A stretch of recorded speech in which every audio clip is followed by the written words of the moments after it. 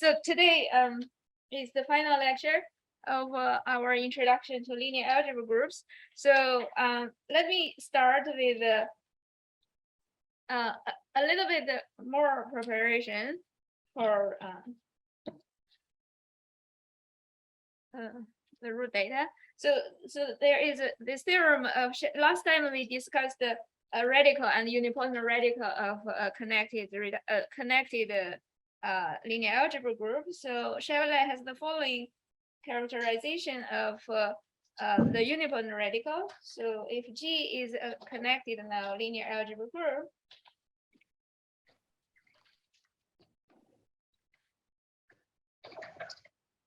and assume T is a maximal torus,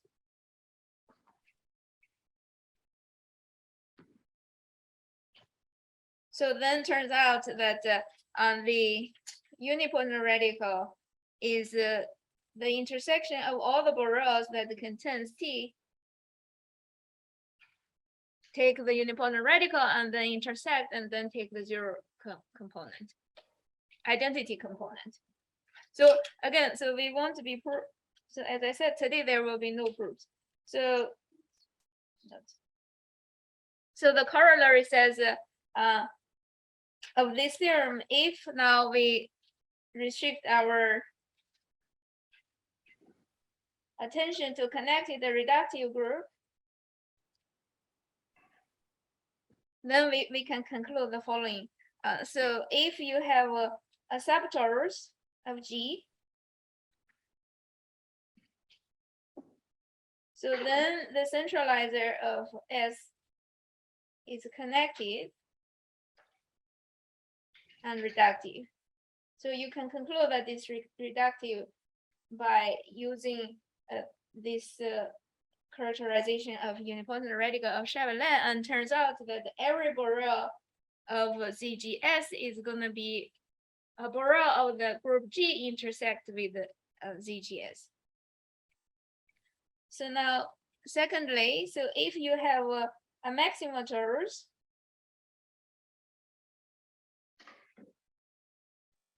so then we actually have the centralizer of T in G is T itself. So for reductive groups, the Cartan subgroups and the maximal tori coincide. And 3, so the center of G, so if we write ZG, this is the intersection of all the maximal tori. So T is the maximal torus. So this property 1 kind of gives us a good reduction in some senses. So if you have a reductive group, you take a subtorus, then this centralizer becomes again a reductive group, connected reductive group. Okay, so then one more thing about connected reductive group.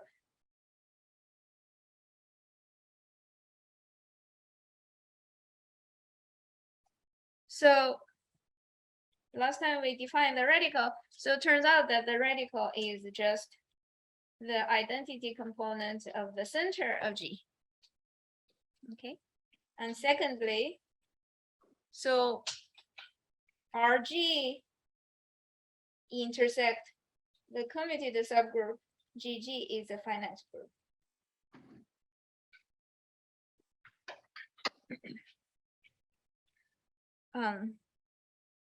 Okay, so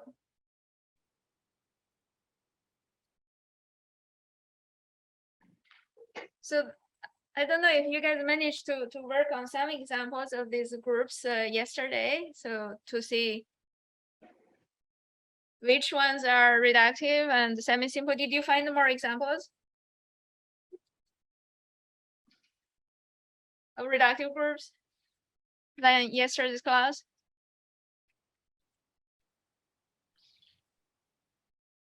What about GLN as our kind of most typical linear algebra group?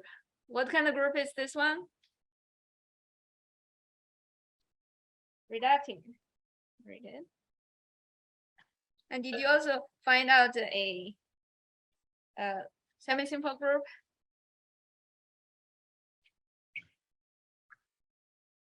DN. DN. DN. Okay, very good. No, wait, I'm confused. No, DN is not. DN is not semi-simple. So, huh? S. Okay. DN is not the semi-simple, right? Because it's a commutative. So the center is very. I mean, it's SLN is gonna be semi-simple.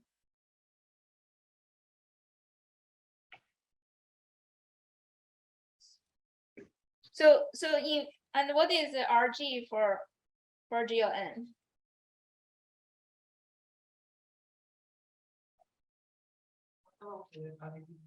Huh?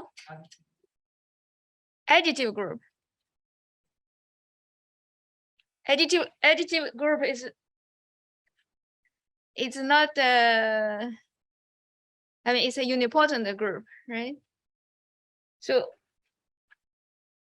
Okay, but I just said RG is the center of G identity component. What is center of G?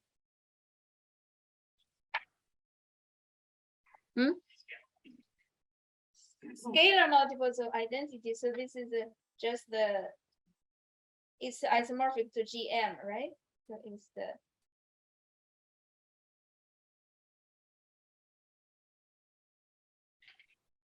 Okay, so now you see that in this situation, so actually for GLN, we know that the commutator group is SLN. So the intersection is finite.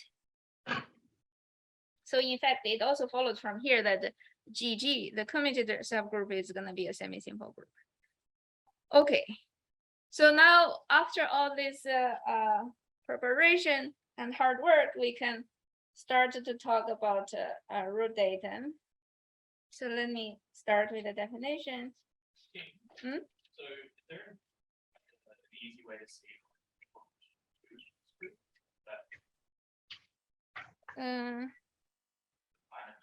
the fineness? It's not super difficult. Yeah, maybe we can even work on it in the problem session. Okay. Oh, I forgot to repeat the question again. So the proof of 2 is not very difficult. So root datum. So this is a definition, I guess, due to the measure. So first, this is just abstract a root datum. So a root datum is a tuple of things. So X R X. Oops.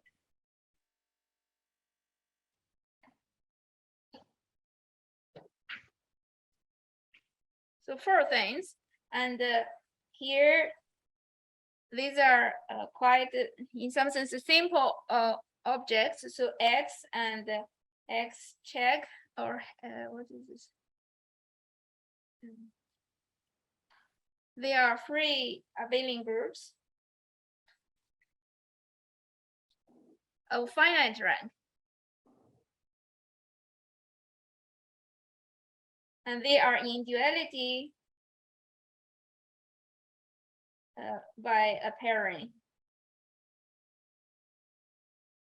X. So the pairing takes X cross X. I just call it X check, so it goes X to Z. Okay, so now we have the first data in the definition. Have we seen something that satisfies this kind of that looks like this? Yes. Characters and co-characters, very good. And B. So now we want also this R and the R.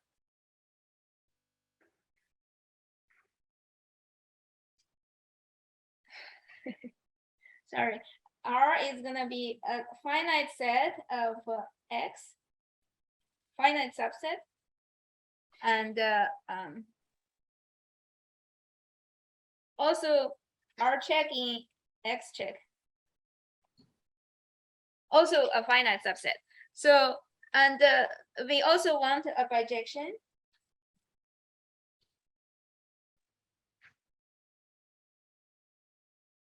So R to R check, any alpha is mapped to alpha check. So this is not yet done with the definition. So we want to now for h of alpha in R. So we wanted to define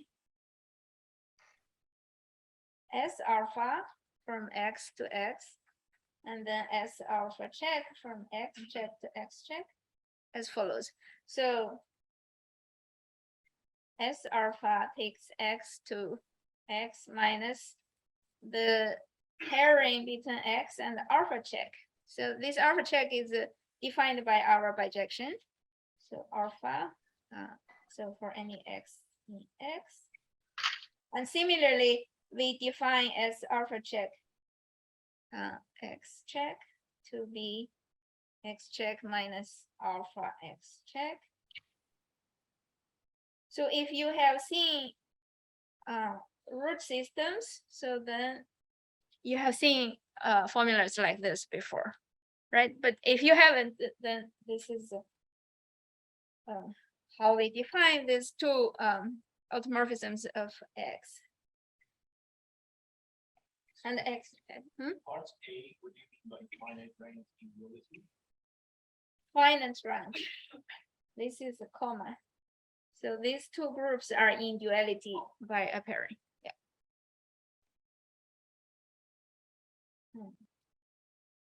X and X checks are in duality by a pairing, as in the sense that we discussed for when we discussed character and co-characters. Okay, so okay, we're still not done yet with the definition. So the following, we need the following axioms.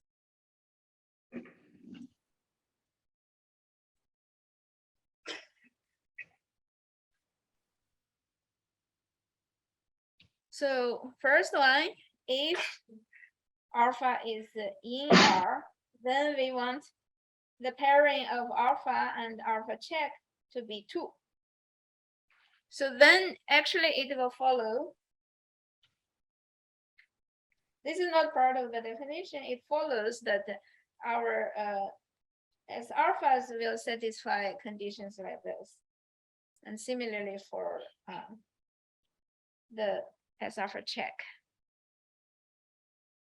Second condition, so since we have this chosen finite subsets, so we want all these S alpha check, we define the two preserves. To preserve the set R and R check.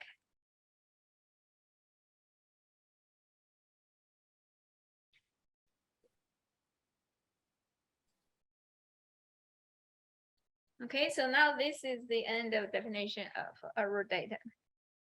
So this is a purely combinatorial, right? You have two finite abelian group of not finite abelian group, two free abelian group of finite rank with a perfect pairing, and then you have two subsets in bijection, and then you define some automorphism so that they satisfy this condition.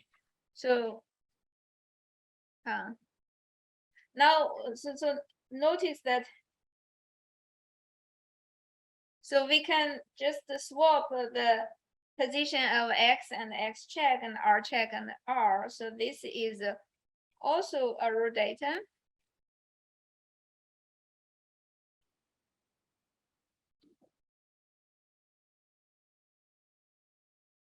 Which is the dual root datum of C.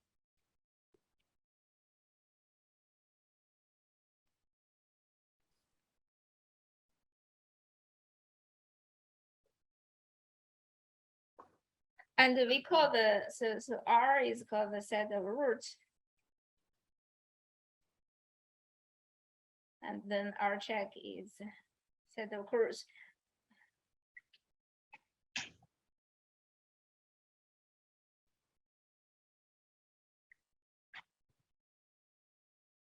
Now, so far you might have noticed that we didn't have this condition of reduced for roots. So a root datum is reduced. For us, we will only consider reduced root datum. So this is if the Q span of alpha intersect with R is equal to plus minus alpha for any alpha in R. So no other multiples of alpha are in the set.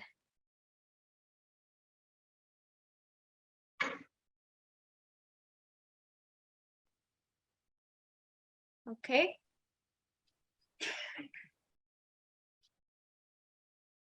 So now maybe I write kind of a remark. So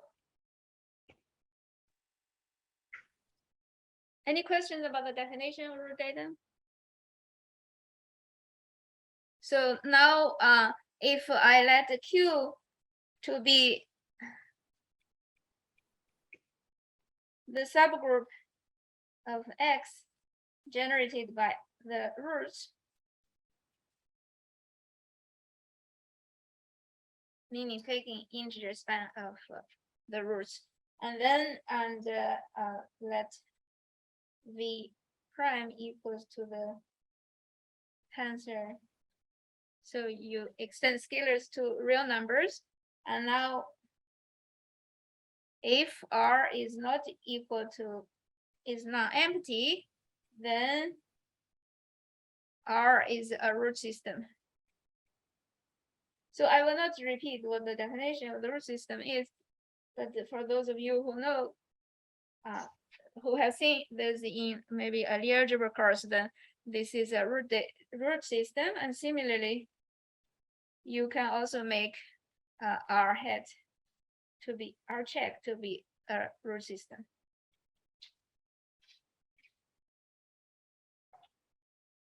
So as I already mentioned, it's kind of amazing that this root data actually classifies connected reductive group. So then what we want to do next is to see how to associate the root datum to a connected reductive group.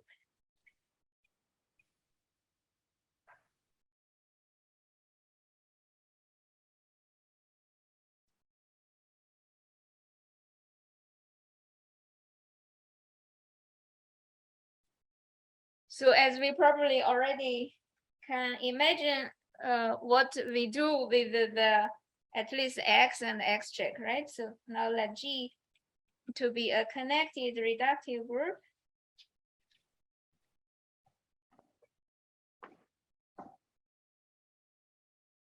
So to associate the root data, so we wanted to also already fix a maximal torus. But this choice is not so essential because we know that all the torus are maximal torus are conjugate to each other, right? So whatever you do, you will end up with the isomorphic root data.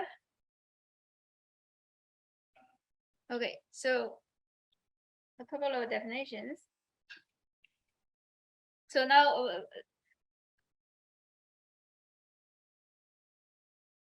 we define the rank of G to be dimension of the torus. And then we also call the semi-simple rank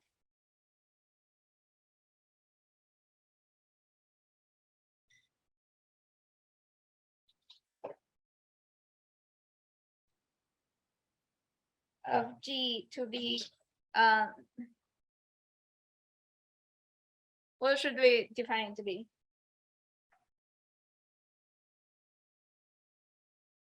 So how do we produce from a G a semi-simple group? So one way is to push it out by the radical, right? That we mentioned yesterday. So we can define the semi-simple rank of G to be the rank of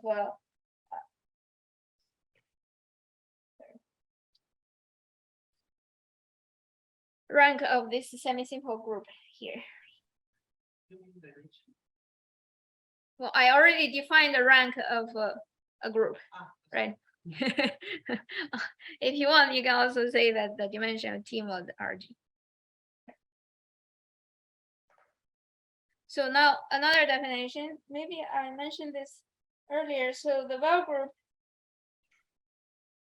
of G is, well, really of the pair GT, but so you get again isomorphic finite groups. So this is the normalizer of T mod Z GT.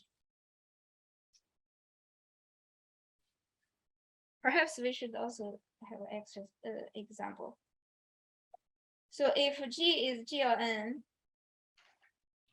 what would be the Val group be? Have we thought about this? Yes. Okay. Very good. What is it? So this should be something that's acting on the torus. So WX on torus, right? Yes. By conjugation, right? So for G of N, then our T is you can take as the diagonal matrices. Then what kind of action can we think of a finite group on this torus? So this is a group I think we all have seen, right? The symmetric group. So it acts by permuting the n diagonal entries of T. Okay, so now we started to associate this X, R, X check and R check to our reductive group. So, huh? What's the normalizer? Then it will be things like Sn times things that in T. So I want to be computed. This is an exercise for you. Okay, so now, as we already discovered earlier, so a natural choice for X will be the characters of T, and then the X check is X lower star T. So then before we have already discussed, there is a perfect pairing.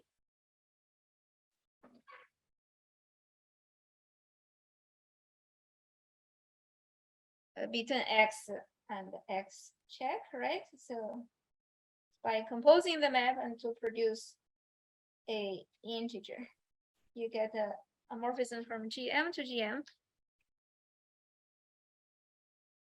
Okay, so now we have produced the X and the X check. So how do we produce R and R check? Oh, so later on, I might also use this vector space spanned by X and X check. So then there is also an induced pairing.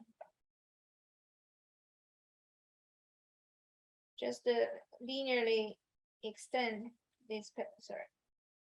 Then you get a pairing between V and V prime to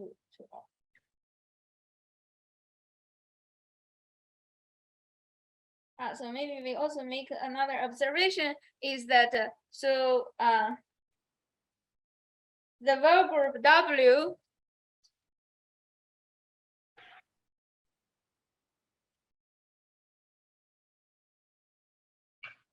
also acts on these two sets, right? Should remark.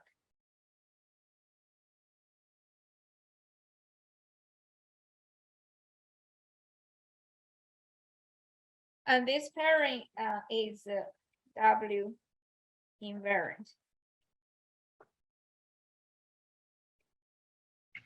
Okay, so the action just induced from the action on T. The W action on the characters and co-characters. Okay, so now we go ahead associate the roots.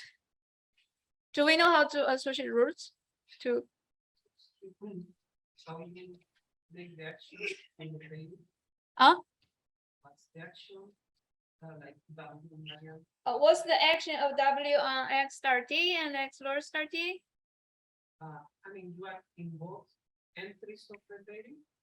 Oh, sorry. You mean what does it mean to be doubly invariant? Yeah. Oh, yes, yes. So W chi W lambda is equal to chi lambda. So this is what means to be doubly invariant. Okay. So now we wanted to consider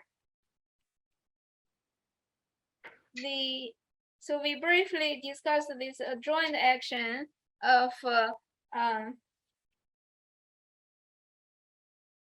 group on its Lie algebra. So now we will make use of that action. So the adjoint of action of G on G induce action of the torus on Lie algebra of G.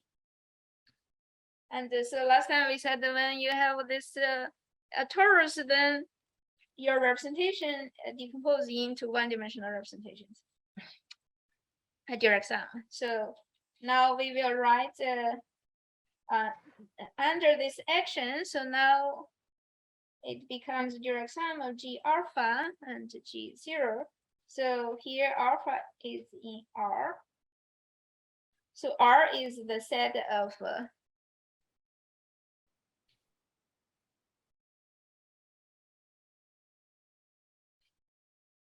non-zero weights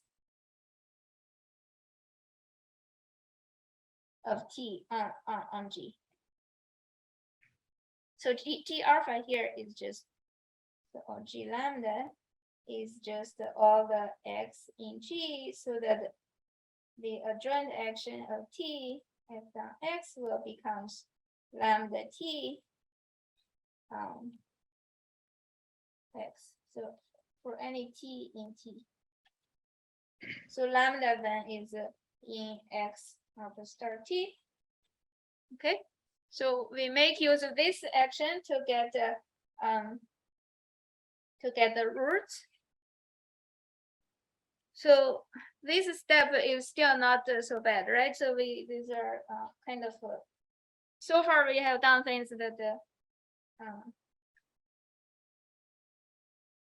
are mostly probably familiar. So then, so now we are only left with defining the chorus, right? R check. So now we try to reduce to rank one, semi-simple rank one groups. So for now we have the set of roots. So then for alpha in R, so we define a subgroup of G by looking at the centralizer of kernel of alpha 0 identity component. So what the kind of group is a kernel alpha identity component?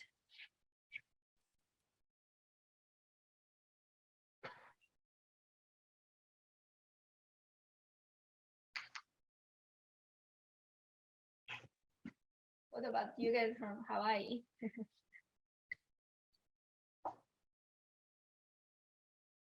Is it clear what kind of group the kernel of this map and take identity component is?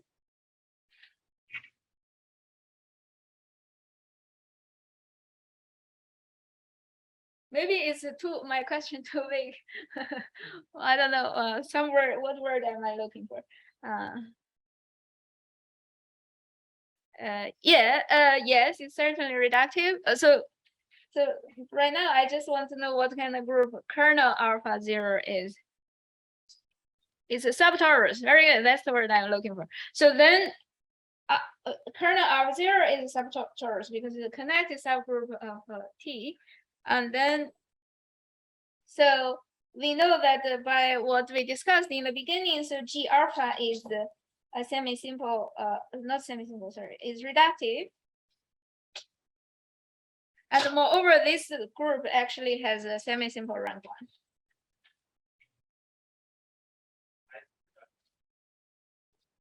Because we said that ZG of a torus is reductive in the beginning. Huh? I think I said, I hope I said it's connected and reductive. Oh. Right over here. This is important for us, yeah. So this is why we kind of, this characterization is good. Okay, so, and this group is a semi-simple rank 1. So somehow for rank 1 group, we can kind of just analyze it. So then now if we restrict our attention to this subgroup, so we can also define, so first of all, T is still contained in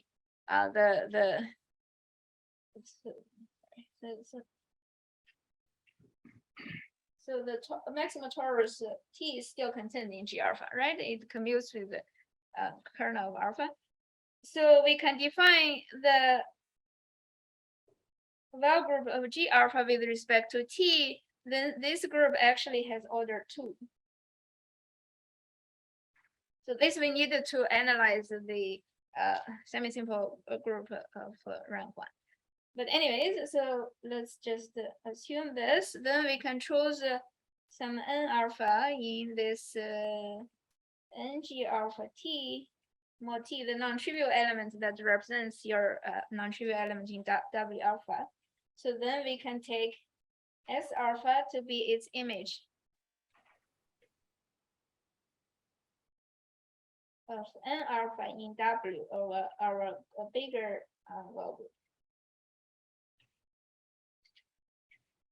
So then a lemma tells us that there exists a unique alpha check in V check. This is what I defined earlier.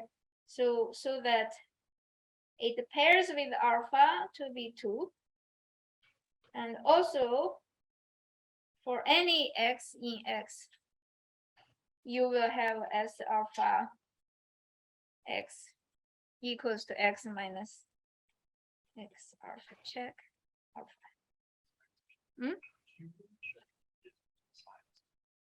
Oh, so it's this thing. Oh no, better. Oh, thanks. Is it better? Yeah. Why was the 1 1 the G alpha? Huh? 1 1. Why is 1 1 the G alpha? Why is G alpha semi-simple rank 1? Or you can look at its maximal torus is I mean, look at this radical. So we won't be going into the details, but this kernel alpha 0 is in the radical, right? And then your torus mod out by this is only 1 dimension left, right? Because of this.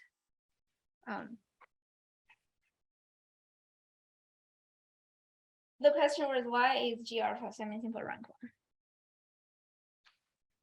So so now we have for H alpha we defined alpha check. Then there are things we need to check, which I will not do. So this map.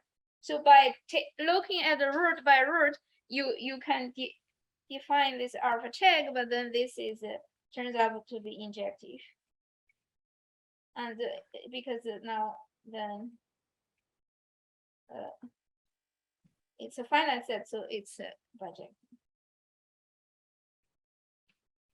Okay, so now we have finally associate. Huh? Why is alpha check doesn't it just tell us that's real? No, it doesn't matter. I don't. Oh, you're right. Very good. That's a very good question. Can you repeat it? Oh yes.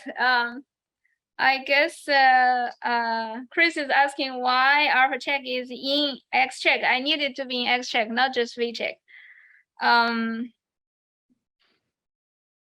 Okay, so then that's something that I didn't check together with some other things. Okay, so very good. So we have associate alpha, and you have to show that alpha check.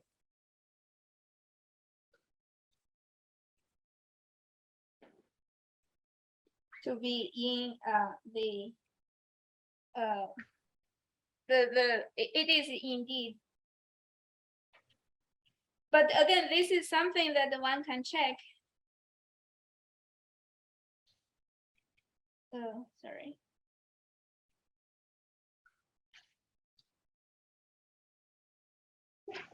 So in fact, this alpha check will be landing the co-characters. Okay. So this we do somehow by analyze semi-simple rank 1 groups, which we don't have time to do.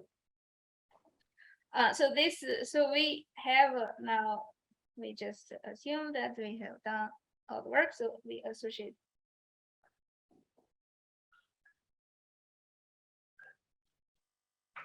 a root datum.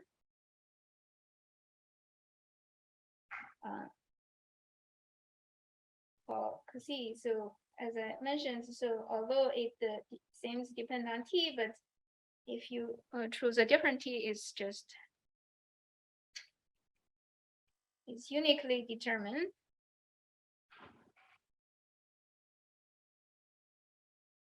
by G, and it is up to isomorphism.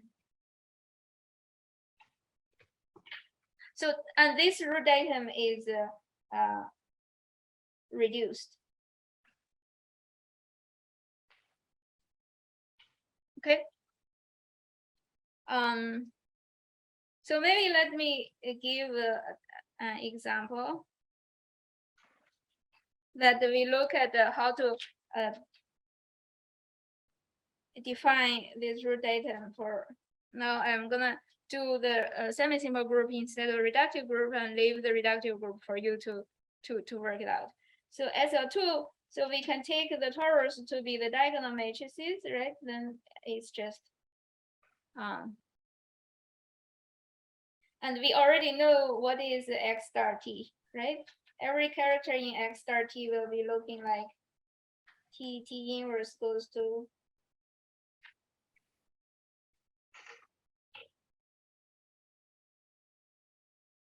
so the torus is it's just GM, right? So then this is it goes to T to the M in D. So now what would be the roots? So you wanted to ask T to act on the Lie algebra, which is just traceless matrices. I forgot to say earlier. So G0, of course, in our situation is just the Lie algebra of T. So there are two non-trivial weight space is this and this. So if you compute the adjoint T, I don't know. So you can just use a matrix multiplication in this situation. So G in G and X in G. So then we find out the roots are, there are two roots. So one is map T inverse to T squared, and the minus alpha is mapping T inverse to T minus 2.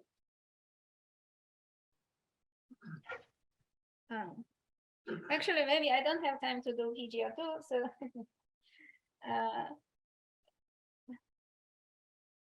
so sorry, so co-roots, now you wanted something. Okay, I'll just tell you the answer,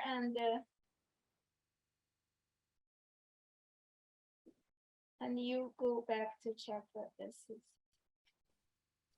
really your root data. Sorry, when we taking the joint action of torus, not of G? Yes, but this formula works for all. Oh. Yeah. I was just having a hard time choosing a letter for T.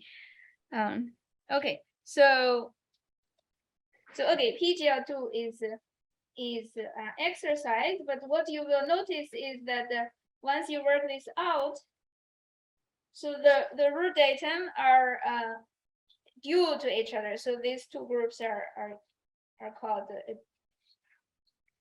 long and dual group. Datum. Just the characters which force for an AMSI-MSRI Z. Do we need to know? I thought it was datum with the characters. No, T. Did I write G? Right. So G usually doesn't have much characters, right? So semi-simple group doesn't. Okay. So What is the G? I'm trying this. And what is the G minus? The weight space. oh, the weight spaces. Oh, so G alpha is just this, right? And G minus alpha is this. Okay, so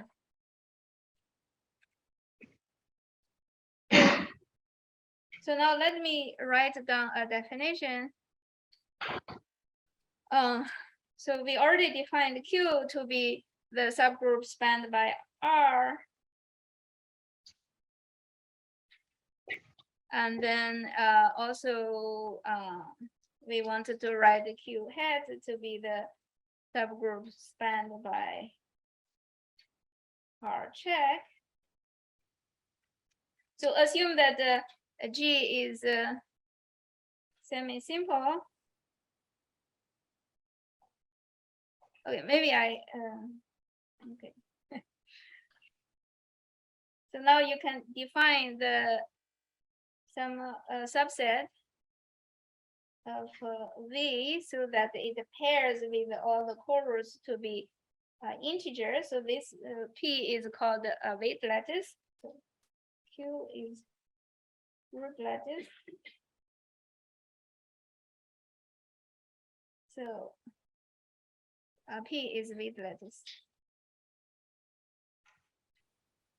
I can move this here. So if you have a semi-simple group, then G is called a joint. If Q is already equal to X and is called simply connected, if X is equal to the weight lattice. So in general, so X lies in between Q and P. So now there are two theorems, so existence and isomorphism theorem. So it says that if you are given a reduced root datum,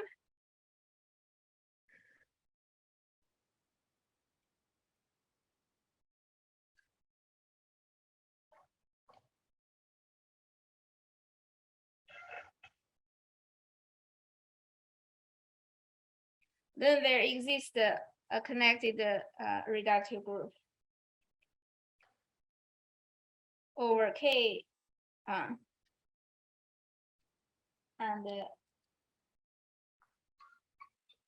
sorry.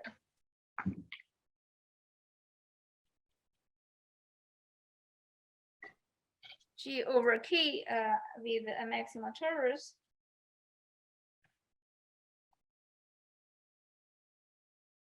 So that the root datum that we just associate to it will be isomorphic to the root data C. And maybe I just say that such a group is unique.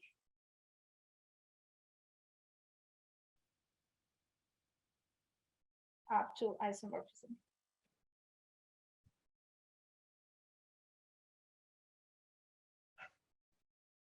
So these root data really classify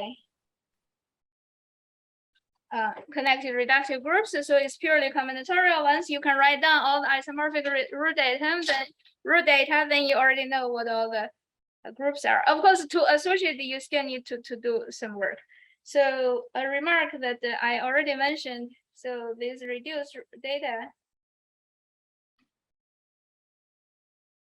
also classifies connected compact Lie groups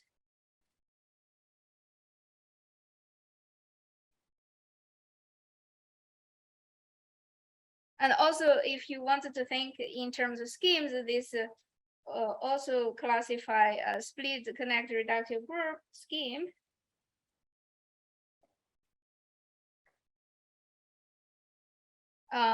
Over Z.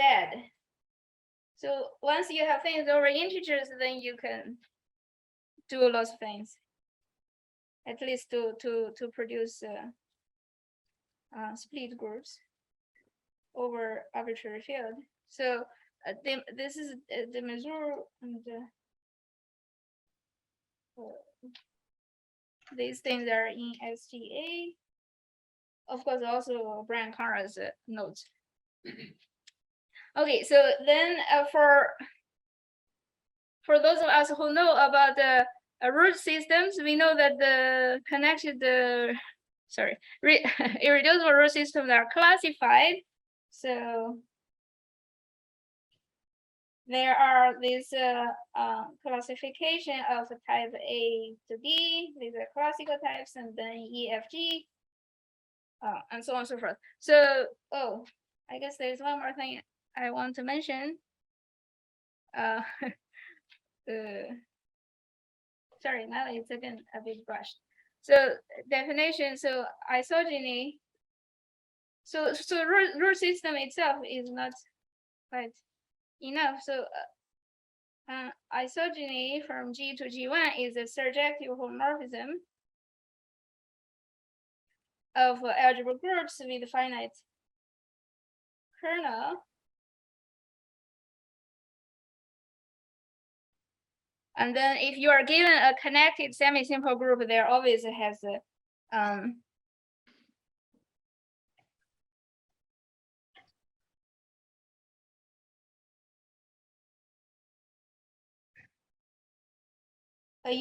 there exists a simply connected semi-simple group, so that you have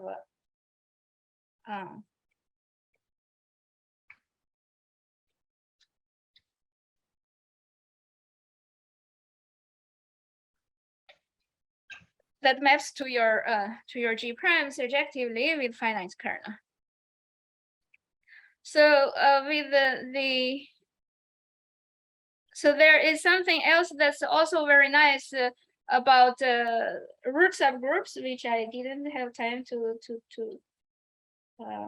talk about. So maybe you guys can take a look. So you can think of you can purely think about these roots also in terms of the group. So you will have U alpha inside your G, and this is often also very useful. And with the last 2 minutes, I think I wanted to just quickly mention something about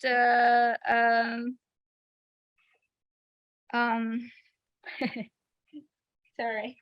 So okay, finite groups Lie type.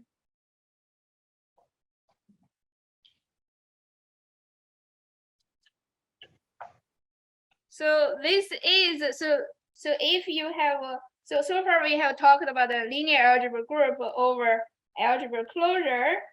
Now if I take a characteristic P field, and then I can define something called a standard for Venus map. So I will not talk about it in any detail, but this you can have something called for Venus homomorphism. And then it turns out that you can get so if G is connected reductive, you look at all these fixed point subgroup. This turns out to be a finite group. These groups are called finite groups Lie type. And for those of you who know about the classification of simple finite groups, right? A majority of finite groups of majority of simple finite groups are of this form. So you can produce those groups from algebra groups by using a Frobenius homomorphism. Okay, so if you want to read more, so there are some books of Carter called finite groups of Lie type and simple groups of Lie type. It also tells you how Chevrolet has already, how you can also use the Chevrolet's Z form and so on. And then there are also rationality questions you can discuss, right? Algebra groups over other fields. But I'll stop here. Thank you very much for listening.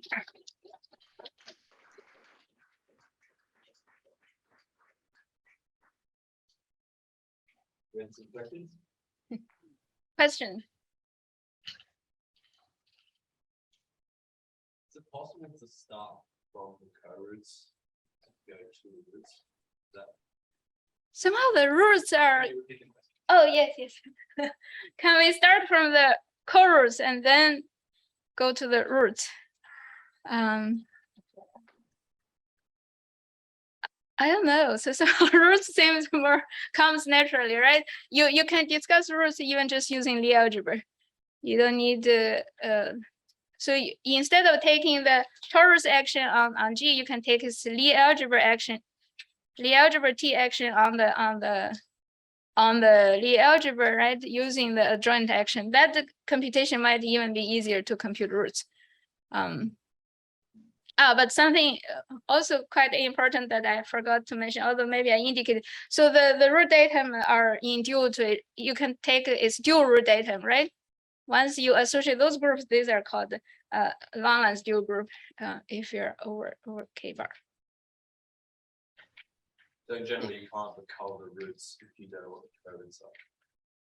No, they are not. No, they depend on the group, right? There are different groups that have the same. This is what I'm talking about, the isogeny.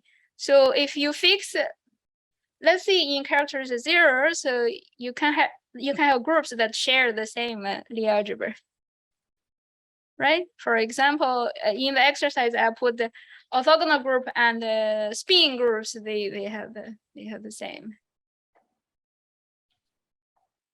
At least the root system is the same, right? So they are all type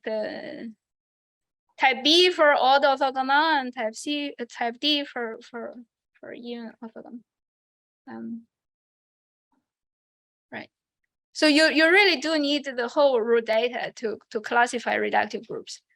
If you are semi-simple, then maybe things are a little better.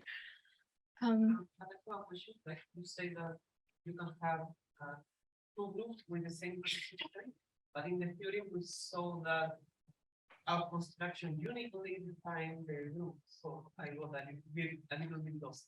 So root system and root datum are different notions. Yeah. Okay. Any questions from Hawaii?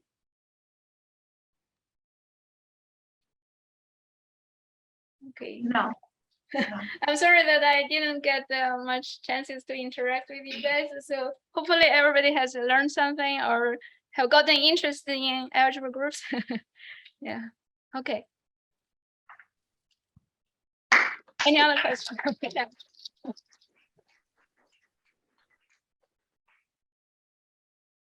Morning everyone. So that's concluded King's lecture on introduction to living algebraic groups. So I guess today we ended on possibly one of the best notes. I think the story between root datum and reductive groups is possibly one of the best stories in mathematics. So for that alone, we're all very lucky and grateful to have you here lecture us, but we're also incredibly lucky as well to just have you here to all the good vibes that help with the games. So as a thank you, that you were present. Oh, thank you so much. So unless thanks again.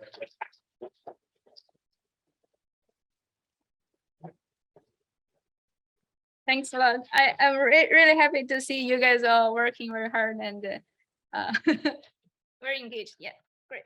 Thanks.